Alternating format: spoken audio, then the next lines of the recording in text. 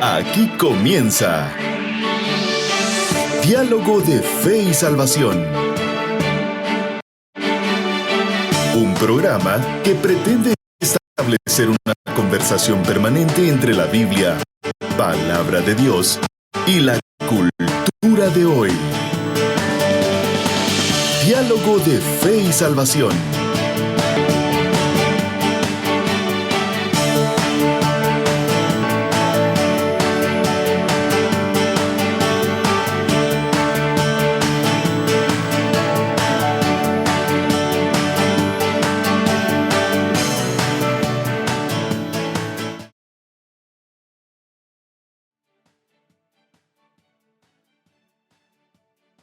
De poder compartir hoy con ustedes un programa más. Damos gracias al Señor porque Él nos permite un día más, un programa más, un diálogo más, y estamos casi en la recta final de nuestra serie El Estado de la Gran Comisión. Junto a mi compañero Eddie Amílcar Osorio, y vamos a abordar el tema la Gran Comisión en América Latina. Hermano Eddie, ¿cómo estamos? Así es, hermano Carlitos, contento de poder estar una vez más aquí en Diálogo de Fe y Salvación. Y pues como ya usted lo decía, pues para un diálogo más, listo, acá esperando que sea de bendición, ¿verdad? Creo que va a ser de bendición porque ya es un poco de nuestro contexto, ¿no? Es América Latina lo que hoy vamos a analizar un poco, el estado de la Gran Comisión en América Latina, por supuesto de la mano de los datos del Pacto de Lausana, del movimiento de Lausana, en su informe que se llama el informe El Estado de la Gran Comisión.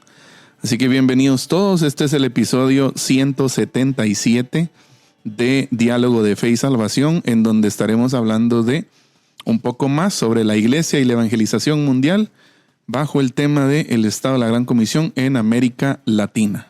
¿Cuál ha sido el transcurrir y cuál ha sido el caminar, pastor, de la misión en Latinoamérica? Afirmativo. Existen diversas formas de pensar.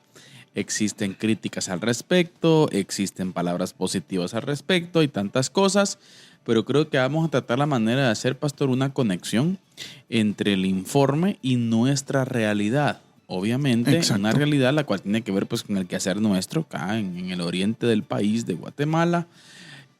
Hablemos también de un poco, ¿verdad? De lo que sucede, por ejemplo, en la región, lo que sucede en el país, y eso pues nos va a dar hasta cierto punto una conclusión, ¿verdad? En donde al final podamos tener una aplicación práctica hacia nosotros. Sí, yo creo que, bueno, la verdad es que gracias a Dios por los datos, hermano Carlitos. Ya, eso tal vez es algo, pues, secundario, ¿verdad? Después de la Biblia, después de la Escritura. No lo vamos a poner en primer lugar en ningún momento. Pero la verdad es que tener datos que hace unos años no podían tenerse por la inexistencia de los mismos, ¿verdad? O sea, no había cómo recabar posiblemente estos datos. Quizás se han manejado cifras, ¿verdad? Usted en base a proyecciones y números así. Pero lo que hoy tenemos con el Estado de la Gran Comisión son datos bastante que la verdad es que el margen de error es muy pequeño. Sí. Ya, porque siempre hay un margen de error en todo proceso estadístico, ¿verdad usted? Pero gracias a Dios porque hoy disponemos de datos para ser más estratégicos, para ser más concretos, más certeros, para apuntar mejor como iglesia, para saber en dónde invertir nuestros recursos, nuestras fuerzas, nuestras energías, posiblemente datos que la generación pasada no tuvo, ¿ya? Y a pesar de eso, pues hicieron la labor que les correspondía, ¿verdad usted? Pero ahora nos toca a nosotros ya con la data en la mano, ya con los datos en la mano. Entonces yo creo que esta oportunidad que nos da el Señor de poder ver estos datos, tenerlos a la mano, es una oportunidad también para lo que decía, ¿no? Para ser más certeros, más estratégicos hacia dónde y cómo y cuándo a actuar en la Gran Comisión, ¿verdad? Exactamente, yo creo que es clave esa parte, Eddie, observar, ver cómo estamos. Siempre es importante hacer esas preguntas existenciales hacia nosotros. Exacto. ¿Cómo estamos caminando en el Señor? La Biblia está para eso, para constantemente redarguirnos, para constantemente hacernos ver la verdad. ¿Por qué? Por nuestra naturaleza, pues obviamente tendemos a esos sesgos. Correcto. Ahora, antes de comenzar, pastor, quisiera hacer un saludo especial a todos los hermanos que nos ven por las diferentes plataformas, Eddie, de igual forma también por Amigos TV. Sí, Muchas que nos gracias. ven ahí, gracias por estar en las diferentes empresas de cable y asimismo por las diferentes radios también, Eddie, que nos colaboran con transmitir el mensaje. Un saludo especial a usted y esperamos en Dios pues tener un buen tiempo hoy. También ahí a los que ya están conectados en la página de Facebook, pastor, un saludo a Así Chechita es. Orellana Bracamonte. Saludos, Checha. Gracias por estar ahí pendiente del programa y otras personas más que están ya agregándose, pastor. Muy bien.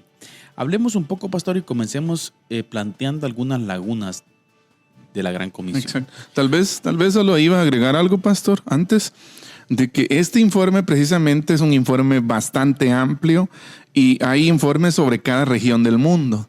Ya sobre cómo está el estado, valga la redundancia, de la Gran Comisión en cada región del mundo. Entonces, por ejemplo, hay informe regional sobre el Caribe, por ejemplo, sobre Asia del Este, sobre África de habla inglesa, de habla portuguesa y de habla española.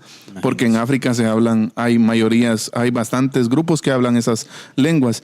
Informes sobre Eurasia, sobre Europa, sobre África francófona, sobre Latinoamérica, sobre Oriente Próximo y África del Norte, ya sobre América del Norte, sobre Oceanía, Asia del Sur, Sudeste Asiático y así, o sea, lo que nosotros vamos a ver es la parte que nos corresponde en este sentido como América Latina, ¿verdad?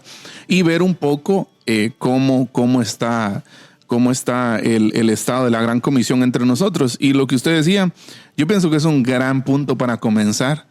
Cómo la Iglesia de América Latina comprende la Gran Comisión. ¿La entendemos? ¿No la entendemos? Y pues ese es nuestro punto de partida hoy. Y aquí hay un dato, pastor, que es revelador, y necesitamos decirlo. Yo estuve leyendo un poquito también acerca de los informes, y hay un denominador común, si usted se da cuenta. Tal vez no es una regla general, pero sí es algo que se observa ahí. Las confesiones tradicionales, pastor, están perdiendo fuerza. Sí. Ahora, ¿por qué? Es una buena pregunta. ¿Por qué? Pueden surgir un sinfín de opiniones al respecto, ¿verdad? Pero creo, pastor, que a las confesiones tradicionales nos está costando la transición entre la vejez y la juventud. Sí, definitivamente. Nos está costando la transición. Yo creo que eso tenemos que tomarlo muy, pero muy en cuenta, y creo que es uno de los puntos que vamos a estar hablando dentro de las lagunas, pero en términos generales, fíjese que es un dato, vemos en la región de África, pastor, en la región asiática también, vemos un despertar de iglesias independientes, pastor, que Sí. con el deseo ardiente de su corazón de ser discípulos de Jesús, están iniciando movimientos de desarrollo de discípulos. Así es, de formación de discípulos y de Exacto. plantación de iglesias. Exacto. Entonces, yo creo que estamos tan sumergidos en aparatos administrativos que perdemos de vista la esencia y la simpleza de la Iglesia de Cristo. Sí, la verdad es que en estos días precisamente hablábamos un poco con unos hermanos del Instituto Bíblico sobre el tema, por ejemplo, de los modelos de liderazgo, ¿no? Los modelos de gobierno, perdón. Y como hay distintos modelos de gobierno, ¿verdad? Ustedes, algunos que no compartimos, pero los respetamos. Claro. Ya, el gobierno de nosotros es congregacionalista, ¿verdad? En donde, pues, la máxima autoridad en términos humanos, pues, es la congregación, ¿no? Pero precisamente hay muchos análisis, como usted ya lo decía, desde diferentes ángulos, por diferentes tipos de personas, conocedores de los diferentes modelos. Y uno de los análisis quizás más crítico y más para analizar, ¿verdad usted? Es que la iglesia se mueve hacia modelos de liderazgo postdenominacionalistas. Esa es la palabra tal vez un poco técnica y un poco larga, ¿verdad? Es un buen tema de análisis. Exacto, que la iglesia constantemente hoy se mueve hacia modelos que estén centrados más en la gente, ya más en el servicio, ya en un liderazgo de servicio. ¿Por qué? Porque el liderazgo de poder y de fuerza Es un liderazgo ¿De dominio? de dominio, ajá, de sometimiento. Es un liderazgo que está quedando atrás. ¿Ya? Hay un dato interesante que quisiera aportarle, ya que usted mencionó esa frase.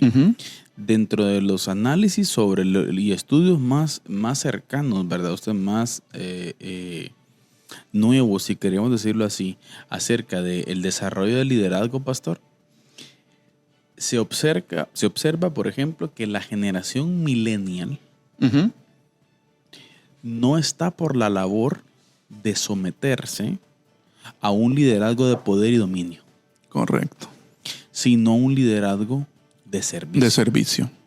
O sea, ellos, según análisis... Relaciones auténticas es lo que buscan. Las relaciones auténticas, una persona, por ejemplo, que sea vulnerable a la par de ellos, juntamente con ellos, que sirva con ellos, y no tanto una persona que sea el que mande, que gobierne, Exacto. que diga qué es lo que debo y no debo hacer. Sí. Entonces yo creo que eso es importante entenderlo. Sí, precisamente el análisis va por ahí, hermano Carlitos, de cómo la iglesia tiene que ser sabia para saber leer los momentos. Sí. Y yo no digo que nos despeguemos de la Biblia. Al contrario, el liderazgo de servicio y el liderazgo de servir a la gente es un liderazgo totalmente bíblico. Y si en algún momento nos despegamos de ahí, pues fue nuestro error como iglesia y como hermanos, ¿verdad? Pero lo cierto es que las tendencias apuntan hacia un liderazgo cada vez más postdenominacionalista, menos estructural, menos jerárquico, ya menos de poder, menos de dominación, menos de sometimiento, más servicio. Ahora, pastor, entendemos que en la época del Nuevo Testamento, el primer siglo de la iglesia, obviamente se encuentra establecido, ¿verdad usted? Esa, no sé si llamarle jerarquía, pero esa estructura apostólica, ese fundamento apostólico en donde el Señor estableció la iglesia a partir de los apóstoles. Exacto. Y esa expansión, los fundamentos de la fe, los fundamentos doctrinales, ¿verdad? Estuvieron con Jesús, aprendieron con Jesús y pues de alguna forma esa jerarquía está. Pero en el transcurrir del tiempo y en el proceso de formación de discípulos se observa una iglesia más íntegra. Exacto. En donde participaban todos. Sí. En donde servían todos. Sí.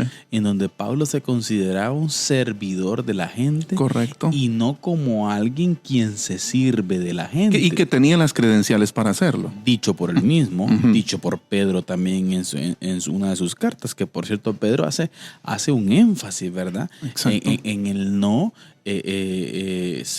obtener señorío sobre la gente. No como teniendo señorío. Pero pastor, hoy en día se observa en mucho denominacionalismo, se observa esa ansia por señorío, por poder, por decirle a la gente qué debe y qué no debe hacer. Control. Un control, por ejemplo. Y es que la verdad es que si nos vamos al espíritu humano, carnal, control es bonito. O sea, controlar es bonito. O sea, que usted hasta cierto punto, ¿no? Tener el control de las cosas.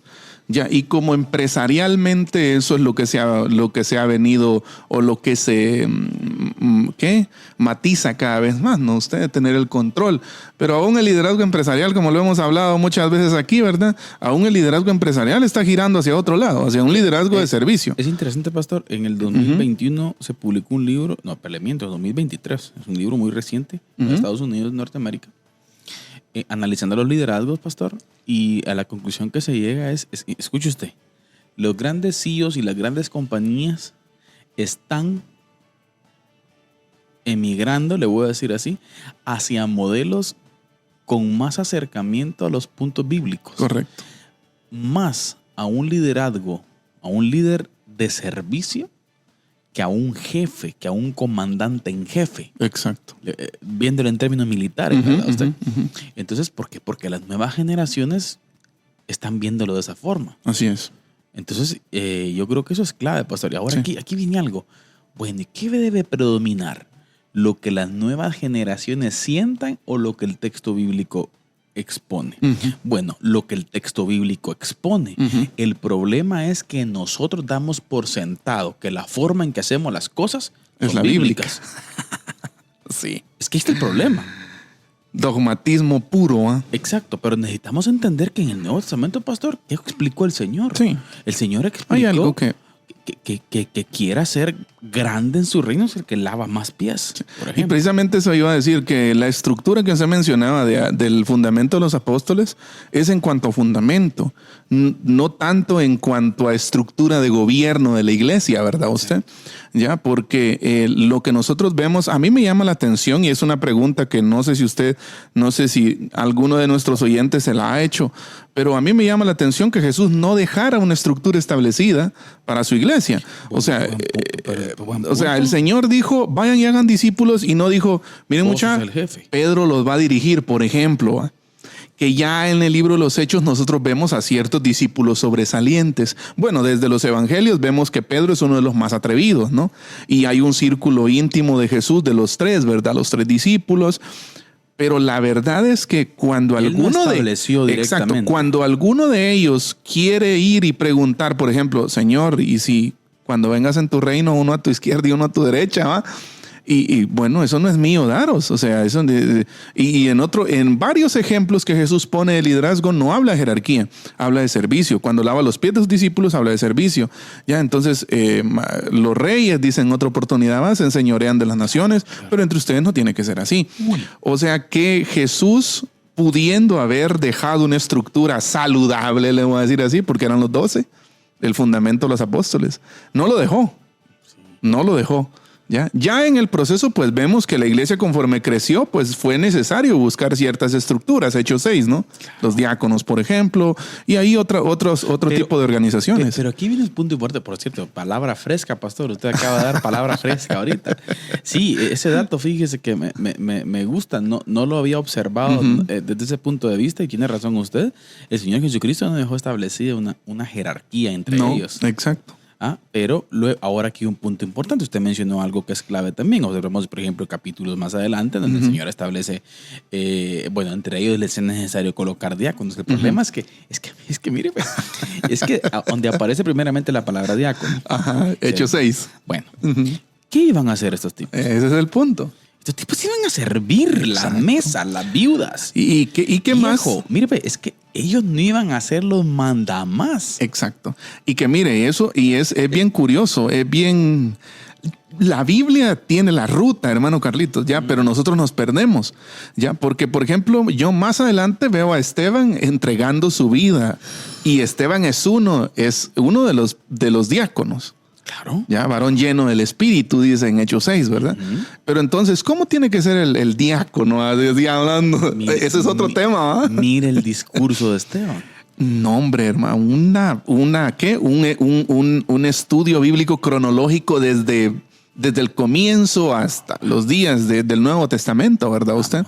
Bueno, y dejemos eso. Y al final...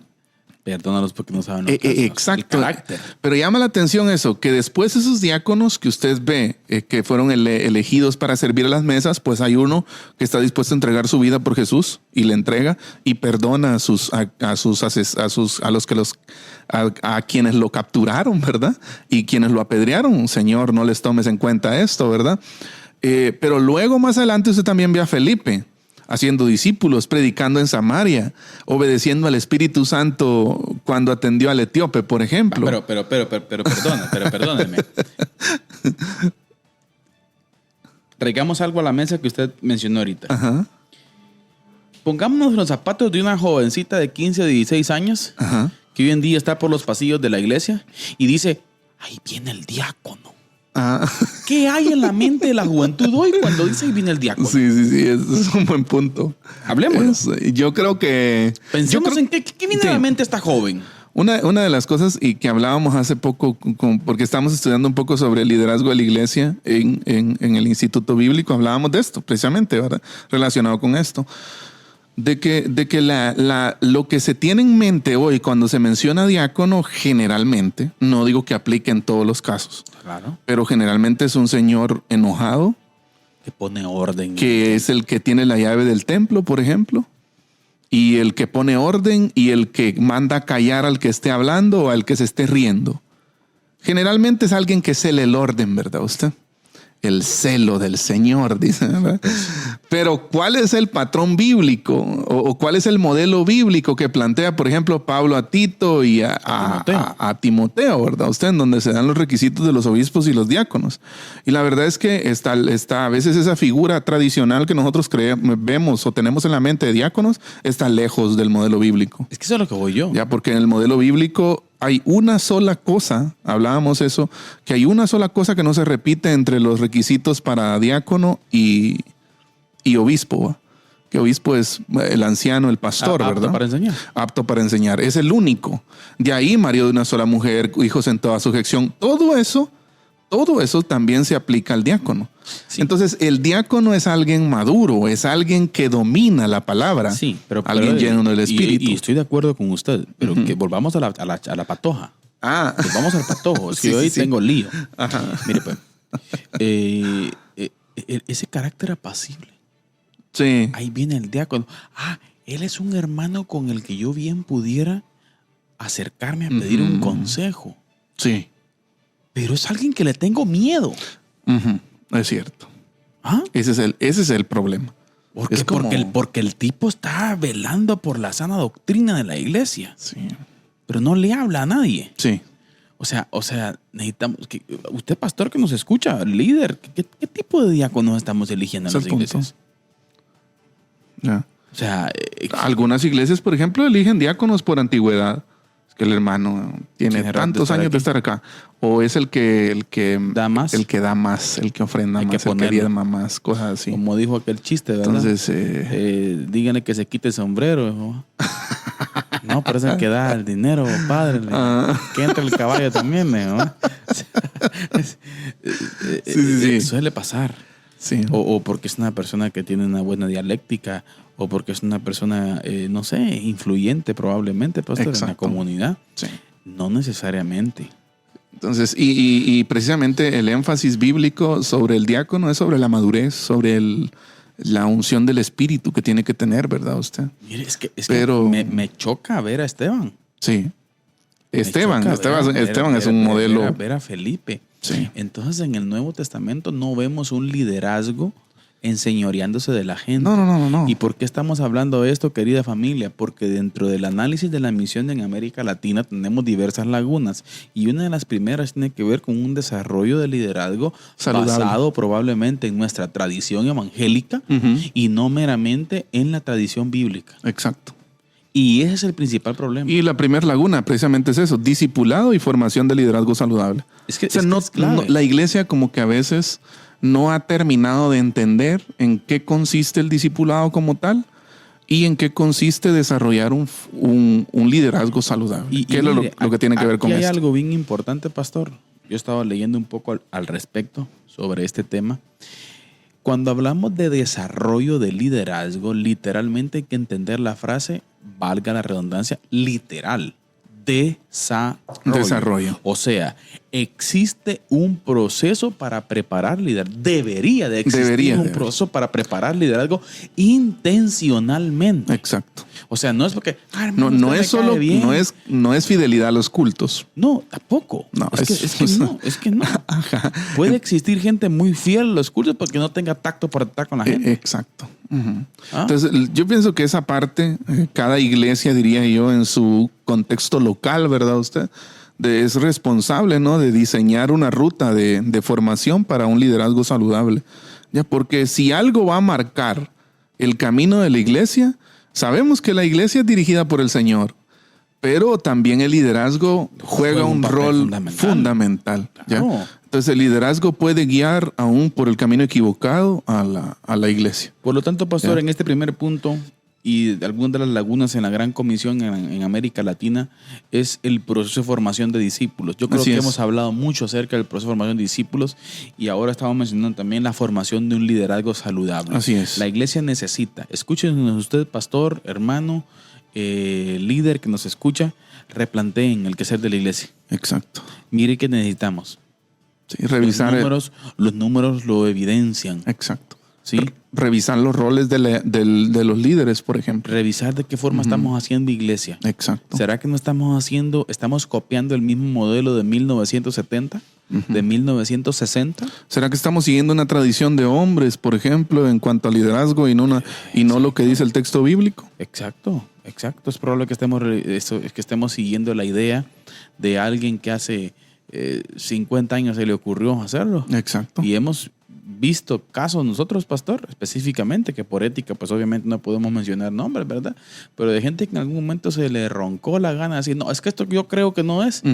Y hasta el día de hoy lo siguen. Y uno pregunta, bueno, muchachos, ¿pero y por qué no lo hacen? Pues es que como un hermano digo, y tenía la razón. No, pero como, vamos, entonces no lo hagan. ¿Qué va a tener prioridad? O sea, ¿qué va a tener más autoridad? ¿La palabra de un hombre X o la palabra de Dios? Es importante entenderlo, ¿no, pastor? Exacto. Bien, entonces, procesos de discipulado sano. Así ¿Hay es. en nuestra iglesia? Y proceso de desarrollo de liderazgo. Así es. Pastor, pero hay un tercer punto muy interesante también, que creo que es clave entenderlo. La unidad y cooperación entre iglesias cristianas. Así es. La unidad y cooperación entre iglesias e instituciones. Exacto. Instituciones, por ejemplo, hablemos de...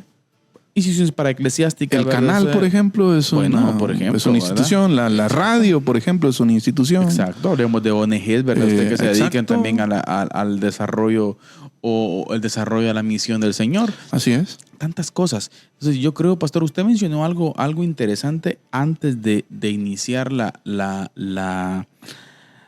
clase, perdón, el programa. Usted mencionaba algo y decía, hacemos muchos esfuerzos bíblicos por defender aspectos doctrinales que son aspectos doctrinales que nos identifican como denominación, por ejemplo, pero perdemos de vista algo que es fundamental y dicho por el Señor Jesucristo, que fue fundamental y clave, pastor, que tiene que ver que seamos solícitos en guardar la unidad. Exacto. Entonces, fíjese que hay algo, y quiero leerlo textualmente, esto que estamos hablando. Alcanzar el estándar bíblico de la unidad, cristiana siempre así sigue siendo un desafío importante para el cumplimiento de la Gran Comisión en América Latina. La falta de diálogo, la falta de cooperación puede dar lugar a la competencia y, escuche bien, a la duplicación de esfuerzos. O sea, iglesias trabajando en el mismo lugar, fuertes, pero no se hablan. Bueno. No se platican. O sea, están edificando el reino de Dios, pero pues cae quien por su lado. Vos con tus doctrinas, yo con las mías. Por ejemplo, es necesario que cultivemos entonces una comprensión comunitaria de la fe a través del diálogo y del amor. Por un lado, se identificarán algunas acciones oportunas para trabajar en la unidad y la cooperación, tales como, por ejemplo, producir materiales que muestren cómo prestarnos ayuda mutuamente en la Gran Comisión.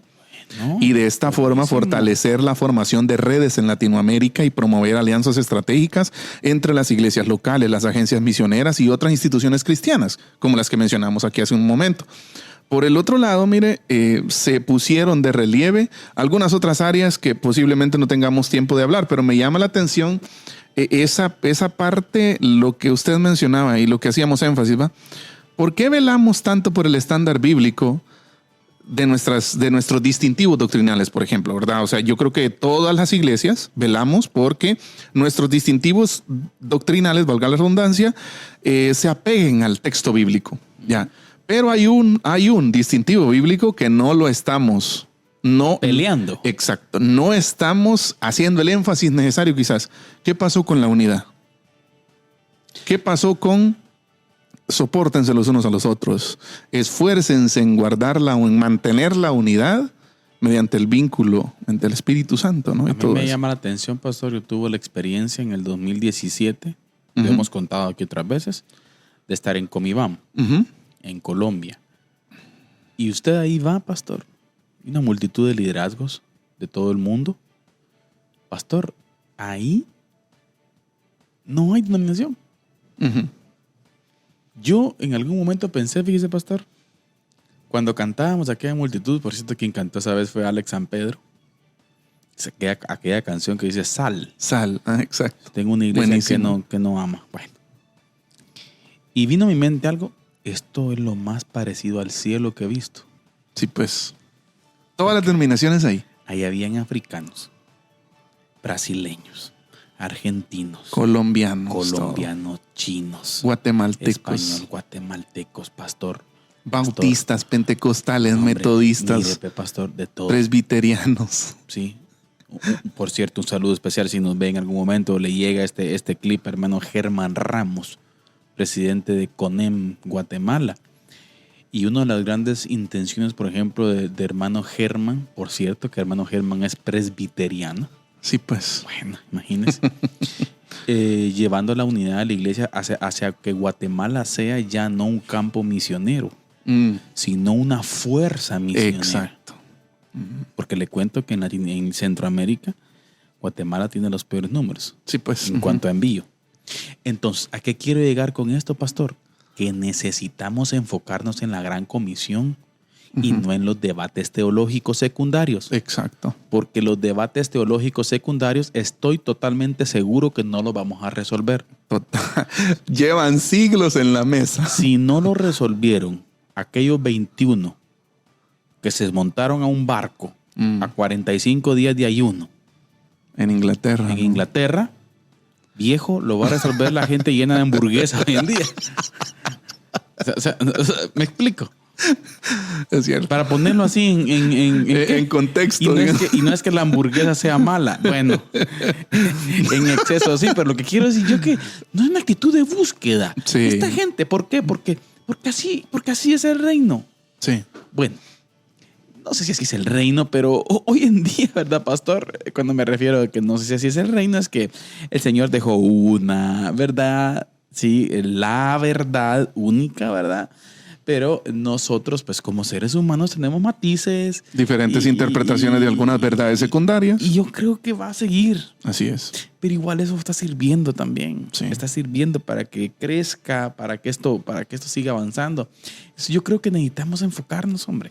Así es. Mire, pastor, ya no vamos a resolver de que sí, que si no, que si esto, que lo otro. O sea, no lo vamos a resolver. Así es. Entonces enfoquémonos y dejemos que la gente libremente, pastor,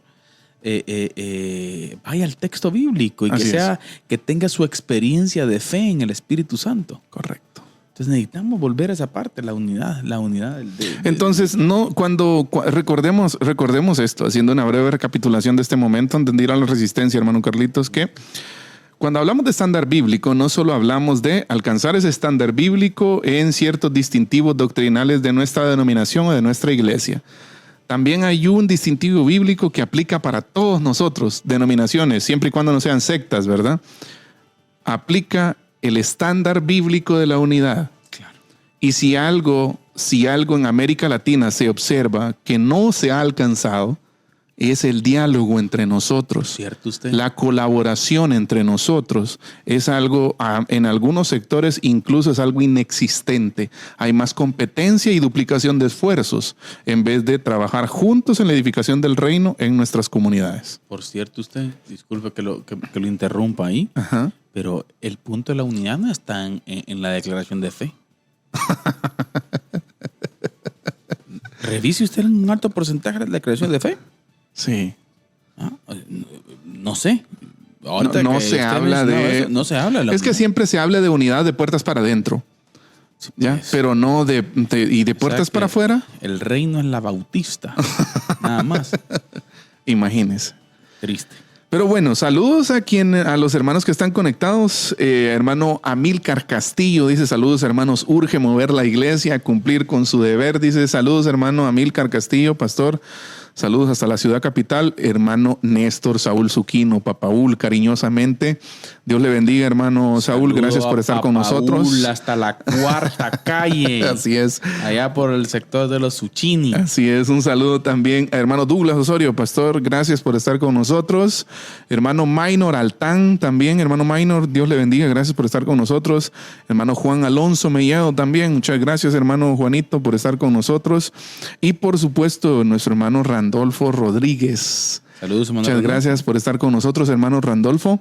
Y ¿tiene algún otro Pastor, usted por ahí? Yo no sé qué tengo mi en vivo aquí, como que no mucho. Saludos, hermano Philly Bustamante, dice que no come mucha hamburguesa. Bueno, está bien, hermano Philly. Saludos, hermano David Chacón también. Saludos desde Ipala, dice. Así que. Saludos, hermano. Saludos. Así que ánimo ahí, mis hermanos. Así que. Dice hermano Philly que da miedo saludarnos. Dice. Un comentario aquí que suma a la discusión. Hermano Randolfo Rodríguez dice: como resultado de la madurez, necesitamos alianzas estratégicas entre denominaciones para obedecer la gran comisión entre los no alcanzados. Y con conocimiento de caso, lo dice el hermano, ¿no? Claro. Así que gracias por sumarse a la conversación de hoy, hermano Randolfo. Gracias por ese aporte, hermano. Y les animamos a todos a que puedan sumarse también con sus comentarios, preguntas sobre cómo su iglesia local está siendo parte de la gran comisión. Porque hoy estamos abordando nuestro contexto local de América Latina. Entonces, habiendo dicho esto, queremos... ¿La resistencia, pastor? Así es, queremos dejarles a ustedes con la resistencia que nos la presenta nuestro hermano Carlitos Vidal. Les escribo para exhortarles a contender ardientemente por la fe que fue entregada una vez y para siempre a los santos. Judas, versículo 3.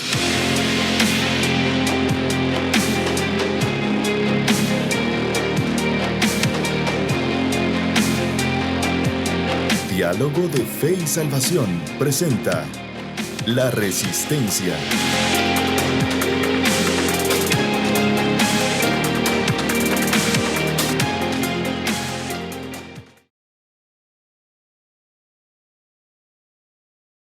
Bienvenidos a La Resistencia, este espacio en donde desde una perspectiva bíblica analizamos el acontecer mundial. Y hoy nos vamos hacia una lamentable noticia que la semana pasada retumbó en varias partes del mundo. Una noticia la cual sucedió en la República Democrática del Congo. No sé por qué le dicen democrática, porque democrática es lo menos que tiene, pero lamentable lo que pasó en la República del Congo. Pues entendemos de que existe un contexto específico de guerra civil, de guerra interna, pero es lamentable lo que un grupo de rebeldes en el Congo hizo, que dio muerte, decapitados, a 70 cristianos. 70 cristianos en una iglesia cristiana. Es triste lo que pasó. Y uno de los aspectos que quisiéramos dialogar aquí de la resistencia es, en primer lugar, tener una actitud de oración hacia la iglesia perseguida en aquel lugar. Pero otro aspecto que queremos ver también es que hoy en día las grandes élites, los grandes defensores de los derechos humanos, no dijeron nada al respecto. No dijeron nada. Usted no vio eso en las grandes cadenas. Usted no vio esas noticias. Usted no vio ese alarde por mucha gente. Yo creo que es importante detectar y leer y no dejar y perder de vista estas cosas que vienen a dañar en sí la humanidad, querida familia. Necesitamos alzar nuestra voz. Necesitamos estar presentes en este mundo, el cual cada vez y poco a poco va haciendo a un lado al cristianismo. Necesitamos entender que no está bien quitarle la vida a nadie, mucho menos de esta forma en estos lugares. Pero los grandes políticos, las personas influyentes, no dicen nada. Tenemos que tener cuidado con el sistema que nos impera. Una perspectiva política, desde una punta a la otra en cuanto a ideologías, siempre hay que observarlas y pasarlas por el espectro bíblico. Pero es triste lo que pasó en este lugar. Oramos por esta gente que está sufriendo de una manera terrible. En términos humanos, aunque entendemos que ellos gozan de la presencia del Señor ya. Pero es triste lo que se vive en estos lugares, querida familia. Y el ánimo de la resistencia hoy es a darnos cuenta de que cuando algo de esa manera pasa, no vemos los grandes pensamientos influyentes del mundo hoy en día diciendo algo al respecto. Es necesario que dialoguemos, es necesario que hablemos, que levantemos la voz y plantear que está mal y es errado que eso suceda hoy en el 2025. Es lamentable la situación que se vive en esta república. Es duro, pero oremos al Señor. Oremos al Señor y fortalezcamos mucho las relaciones en nuestros países. Qué triste es caer en ese bache. Qué triste es caer en esa guerra. Y saben, la iglesia en Latinoamérica, si sigue en ese rumbo de decadencia, es muy probable que ese tipo de cosas en un futuro no muy lejano se puedan observar también entre nosotros. Pero no nos dejemos llevar por el desánimo ni por el temor. Recuerde usted, Cristo Jesús reina hoy. Esto fue La Resistencia. Que Dios les bendiga. Les escribo para exhortarles a contender ardientemente por la fe que fue entregada una vez y para siempre a los santos. Judas, versículo 3.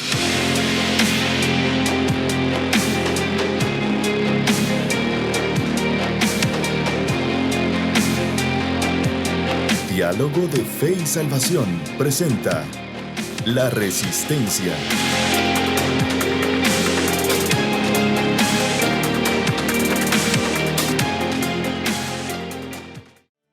Bien, hermanos, estamos de vuelta aquí en Diálogo de Fe y Salvación, después ahí de la cápsula que nos presentaba nuestro hermano Carlitos. Triste, ¿no? Triste la realidad con nuestros hermanos africanos. ¿Usted no vio al director de la ONU decir algo? Exacto. Y la cosa es que estas masacres son cosa frecuente en varios países de África, ¿no? En muchos países de África y de Asia. Nigeria es otro país también. Exacto, ser de la fe de Jesús es una condena de muerte, literalmente. Y ahí es donde precisamente se revela la verdadera intención quizás o lo oscuro que hay detrás de tanta organización que vela. Mentirosa. Que dice que vela por los derechos humanos a nivel mundial, pero no hay ni siquiera un pronunciamiento, no hay ni siquiera un tipo de... No sé, pastor, quizás le voy a decir, no quiero restar importancia a otras cosas que han pasado, pero por menos se ha decretado luto en algunos casos, ¿ya? Sí. Pero estas cosas suelen ser frecuentes en países de África, de Asia, como hemos dicho, y yo creo que nos queda, pues, de nuestra parte orar mucho por nuestros hermanos. Hay un show político, pastor. Exacto. Está enfermo, sí. Don Jorge está enfermo ahorita. En Roma. Uf. Sí. No digo, claro que no estamos en contra ni al respecto, ¿no? De velar por la salud de un ser. Uh-huh. Perfecto. Pero nadie dijo nada por esto.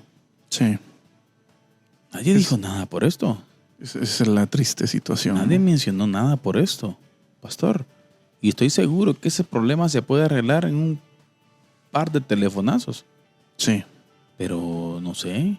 A veces se piensa que estas élites, pastor, les gusta o les conviene que estemos divididos, peleados y que estemos en ese tipo de contexto, ¿no?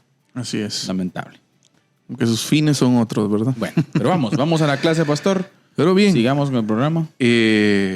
Bueno, también, hermano, a Albeiro Ross dice: saludos, hermanos, Dios les bendiga en esta tarde. Noche, dice, bonito programa, Diálogo de Fe, dice. Muchas gracias, hermano, por la sintonía. Y entonces, hermano Carlitos, otra de las lagunas, estamos hablando de eso, de lagunas o de falta de comprensión en el desarrollo de la Gran Comisión, es trabajar con nuevas generaciones. Sí. Uf. Mire, definamos un poco lagunas. Usted dijo algo importante. Sí. ¿Sabe qué es una laguna? Por ejemplo, cuando usted está hablando con alguien, ¿verdad? Usted y se le va. Exacto. Tuvo un lapsus ahí usted. ¿De qué estaba hablando? Decimos, se me olvidó. Ajá. Bueno, a la iglesia se le olvida esto. Exacto. La Formación iglesia de discípulos, desarrollo de liderazgo, intencionalidad en cuanto a la unidad de la iglesia y unir la iglesia para alcanzar la misión del Señor. Y otro aspecto importante, la formación, pastor, la palabra es importante. Formación de las nuevas generaciones. Así es. La iglesia no debe de perder de vista a la nueva generación. Correcto. Y tiene que entender que el mensaje del evangelio hay que llevarlo a ellas, pastor. Así es. Tenemos que tener un trabajo específico con las nuevas generaciones. Correcto. No es posible que solo estemos intentando que las nuevas generaciones copien la fe de alguien al vernos en determinado culto. No, Sí. necesitamos contextualizar con ellos. Y la Correcto. iglesia hoy en día, no digo que sea la regla porque existen iglesias que lo están haciendo, ¿verdad? Pero en un alto porcentaje, pastor, no se está atendiendo a las nuevas generaciones. Sí. Posiblemente es uno de los eslabones perdidos de la iglesia en muchos sectores. Y también hay que mencionar algo, que una buena parte de los países en Latinoamérica están ahorita en lo que se llama bono demográfico. Bono demográfico es cuando la mayoría de una población, de la población de un país, es en su mayoría juventud. Entonces, eso habla de migraciones, de éxodos de la iglesia para el mundo. ¿Ya? Entonces, como no se están atendiendo como deberían de ser, no se están formando como deberían de ser, entonces las nuevas generaciones parten. De hecho, el Grupo Barna maneja una estadística y también Lifeway de que la etapa en la que más jóvenes abandonan la iglesia es en la etapa universitaria. Es donde hacen su maleta, pues y ahí nos vemos, ¿verdad? ¿Por qué?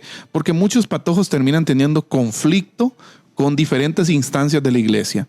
Por ejemplo, a veces los patojos tienen dudas y sus dudas no son atendidas como, por ejemplo, ¿verdad? Hay una clásica. Por ejemplo, cuando un patojo empieza a cuestionar las ciertas doctrinas de la iglesia, ¿verdad usted?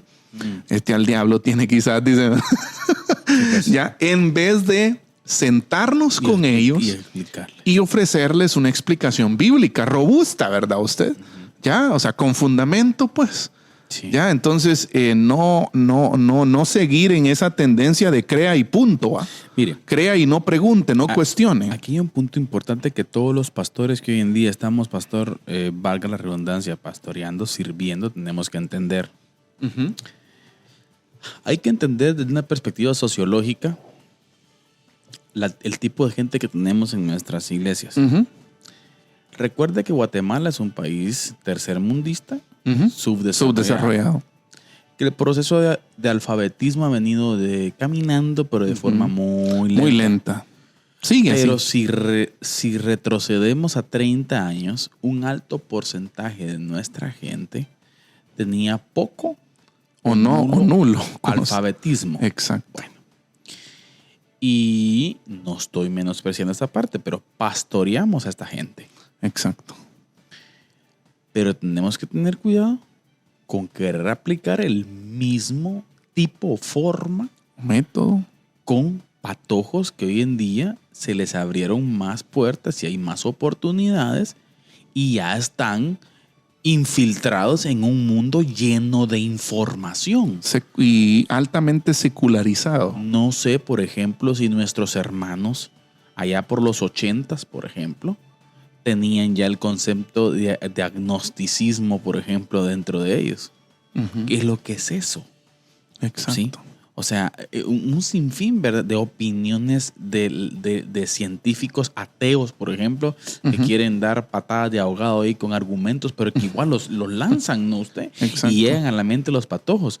Entonces, hoy en día las nuevas generaciones, pastor, tienen más información. Correcto. Entonces tenemos que ir con la palabra Así a es. ellos específicamente, de una Uh-huh. forma específica y no de la misma forma que probablemente lo hicimos con hermanos que hoy en día son ya ancianos. Exacto. Ahora, hay algo interesante, hermano Carlitos, sobre esto. Y varias cosas que hablar. Primero, hay algo que se le llama brecha generacional. ¿Sí? Sí. ¿Qué es brecha generacional? Que cada vez hay menos diálogo entre las generaciones. Y eso usted no me dejará mentir que es algo que está pasando en la iglesia local. Claro. Muchas veces los jóvenes dicen que los más viejitos son anticuados y los hermanos más ancianos de la iglesia dicen que los jóvenes son demasiado liberales, que no Rebeldes. son maduros, que son rebeldes. Y es algo así. Ahora, ¿cuál es el reto de la iglesia? Y que esas dos generaciones dialoguen. Claro. La sabiduría de las canas, pero la fuerza de los jóvenes. O sea, y ese es el gran reto, ser una iglesia, en palabras quizás un poco técnicas, intergeneracional. Ahora le digo en algo. donde diferentes generaciones puedan encontrar una comunidad a la cual pertenecer, una familia. ¿Ya? Desde una perspectiva personal, yo lo interpreto de esa forma. Esto es una opinión personal. Yo creo que quien debe llevar la batuta en este es el viejo. También comparto eso. ¿Por qué? Porque la Biblia da responsabilidad al anciano. Exacto. Y le dice, vosotros ancianas, en el caso de las mujeres, por ejemplo, o sea, que ayuden a las más jóvenes. Exacto. ¿Por qué? Porque tenemos recorrido, mi hermano. Sí. Porque las canas ya valen. Exacto. Las canas son importantes. Así es. Las canas no son vergüenza. Exacto. Más bien, en la Es cultura, honor. en la cultura judía, greco-romana, por ejemplo, pastor, ser viejo era algo especial. Ujú. ¿De cuándo acá se volvió malo ser viejo? No, en ningún momento. ¿Me entiende? Pero hay gente que no lo entiende así. Sí. Entonces, es clave. Quien debe tomar la batuta es el anciano de hacerse al joven Ujú. y de ir y de hablar y enseñar y aconsejar. Exacto. Ya pasó por un montón de experiencias, pastor. Exacto. Usted no me va a dejar mentir. Nosotros andamos comenzando la vida, treintañando quizás probablemente ya, ¿verdad? Ajá. Y este poquito quiero no. De lo que pasamos a los 18, 20 nos acordamos. Sí. ¿Ah? Estamos llamados. Imagínense aquellos que tienen más, Exacto. que pasaron por tantas, que vieron tantas cosas. Así es. Hombre, es que el Señor no se Tienen equivocó, tantas pastor. El Señor experiencias. dejó bien hecho todo, hombre. Exacto. Lo que pasa es que nosotros estamos aquí en un problema de orgullo Sí. y de falta de humildad, Ujú. de enseñar. Ujú. A veces queremos que los patojos tengan la misma madurez que nosotros. No la van a tener, hermano. Y, mire, Son jóvenes, son adolescentes. ¿Y en qué momento, por ejemplo, entonces vamos a formar madurez, pues? ¿Cuándo alguien va a ser maduro si no comienza siendo inmaduro? Exacto. Si usted comienza a cortar gente, entonces Por eso es desarrollo, formación. esas O palabras sea, no eso es están tiempo. hechos ya. No, Ya, no venden. Dios los ha puesto en las manos de la iglesia Claro. para que la iglesia pueda moldearlos. ¿Sabe usted? Y ese es un aspecto, mire, que yo llamo el posicionamiento para un avivamiento. Si la iglesia no está posicionada para atender nueva generación, no espera un avivamiento. Exacto. Ahora, mire, siguiendo en esta línea, por lo tanto, entonces es esencial darles más oportunidades a los jóvenes y acompañarlos en su madurez para que puedan asumir sus responsabilidades en el cumplimiento de la gran comisión. Ahora, póngale atención. No obstante, es necesario que esto se haga siempre considerando las fortalezas y las debilidades de la generación. Ya. Claro. O sea, Porque las hay. no pretendamos nosotros que un adolescente que ahorita tiene 16 años se comporte como usted cuando tenía 16 y ahora usted tiene 60. Sí. Porque usted es otra generación, otro tiempo. El patojo... Y mire, y perdón que lo interrumpa, Ajá. pastor, pero como dijo nuestro buen hermano, gran y sabio, que en paz descanse y en el Señor, nuestro hermano Chilo Díaz decía, no hay viejo ruin. ¿A qué se refería él con esa frase? Ajá. De que, por ejemplo, siempre la ancianidad cuenta las cosas buenas. Exacto. Es que yo cuando estaba... ¡Ey! Te equivocaste, hermano. Hiciste inmadureces. Sí. Dijiste cosas. Exacto. Hiciste cosas que no fueron Ahora. a la altura. Entonces, ¿qué pretendes que estos patojos van a ser maduros igual que Esas... ahora? Mi estado de vida ahora después de 50 años. Exacto. Ahora, esas equivocaciones que usted menciona, es necesario que usted las cuente. Claro. Porque hay un dicho, que no sé si se me viene a cómo es, pero escuché en algún momento una frase que alguien dijo sobre esto y él dice sobre familia, sobre pasar la nueva generación y todo esto, de que las heridas que un viejo calla son cicatrices en las generaciones en las posteriores generaciones. ¿Ya? Entonces, si usted no abre sus heridas para que sus nietos las miren, entonces sus nietos van a llevar las mismas heridas que usted. Claro. Pero la idea es que usted abra sus heridas, que usted enseñe sus cicatrices Miren, para que les diga a las nuevas generaciones, miren mucha, esto me pasó. por esto y esto. Exacto. Es hora de corregir el camino. Pero esto es un orgullo. Ya. El que hoy en Entonces, día, venza su existe. orgullo, sea Ahí está. humilde y destápese las heridas. Que resulta que hoy todos fueron superestrellas. Sí, no hay viejo ruin, dice. Hoy todos fueron sabios desde la juventud. Es que yo a tu edad, digo yo, lo que me hubiera gustado ver, Sí, que no había inmadurez antes, pastor. Que no había inmadurez antes. claro que la había. Que sí hubo, vamos. Entonces necesitamos entender y tener esa empatía con la gente, pastor. Así y es. tratar con ellos y acercarnos a ellos, yo creo que es fundamental. Pastor, hemos hablado ya de 3 lagunas, 4 específicamente. Procesos discipulares dentro de la iglesia latinoamericana. La formación de un liderazgo Saludable. saludable. la unidad y cooperación entre iglesias y hemos visto también la formación de las nuevas generaciones. Así es. Pastor, punto final y ya vamos finalizando. Una contextualización acerca del evangelio para los desafíos del mundo actual. Así es. Tenemos que entender que el mensaje es el mismo, Así es. pero hoy en día existen diferentes desafíos Sí. y tenemos que acercarnos a la gente a partir de ello, con Exacto. el mismo mensaje. Correcto. Con el mismo mensaje, solo que tenemos que entender a la gente. Sí, no es entender las nuestra... sociedades. En ese sentido, nuestra labor como cristianos del siglo XXI, ¿verdad usted? Es trazar un puente desde el texto bíblico a nuestro contexto contemporáneo de ahora. ¿Ya? ¿Por qué? Porque si no contextualizamos, lo que va a pasar es que nuestro mensaje va a ser un mensaje arcaico, obsoleto, que no sirve para nada, porque pues es un mensaje viejo, ¿ya? Pero la palabra es viva y eficaz. Amén. Pero si usted deja el libro ahí, no es viva y eficaz. La letra por sí sola, el texto por sí solo, necesita ser extraída de ahí y aplicada a la vida real, a casos de la vida real, en el contexto que nos rodea ahora, ¿verdad usted? Exacto. Porque si no, la Biblia no va a tener ningún impacto Ni relevancia. ni relevancia en las nuevas generaciones. Entonces, lo que tenemos que hacer es, ahí la palabrita mágica, ¿no? Contextualizar. Pastor, fue un placer. Sí, no, un enorme gusto poder abordar esta temática. Maravillosa serie. Sí, de hecho cerramos con esto. Cerramos hoy. Sí, Se nos viene una serie buenísima.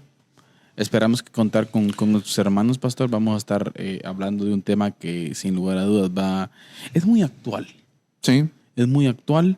Tiene que ver con comunicación, tiene que ver con información. Y esperamos en Dios tener un buen tiempo, Pastor. Que Dios nos ayude también a todo lo que hemos hablado durante estos varios programas. Aplicarlo, ¿no? así es. Porque como decía hermano Jeremías Pirir, menos bla bla y más música. Así que Dios nos ayude, Pastor. Amén. Palabras Así finales. es. Pues un gusto poder abordar esta temática y creo que cerramos de una manera bastante agradable porque pues terminamos analizando nuestro propio contexto como Latinoamérica. Que Dios nos ayude y que nuestras oraciones sean para un posicionamiento correcto, para un avivamiento de nuestras iglesias locales. Anhelamos que Latinoamérica, Guatemala, Chiquimula ya no sean un campo misionero, sino una fuerza misionera. Así es, amén. Así que Dios nos ayude. Familia, siempre también queremos recordarles que la verdad no solamente puede ser corrompida con la mentira, Sino también con el silencio. Esto fue Diálogo de Fe y Salvación. Amén. Que Dios les bendiga. Amén. Diálogo de Fe y Salvación.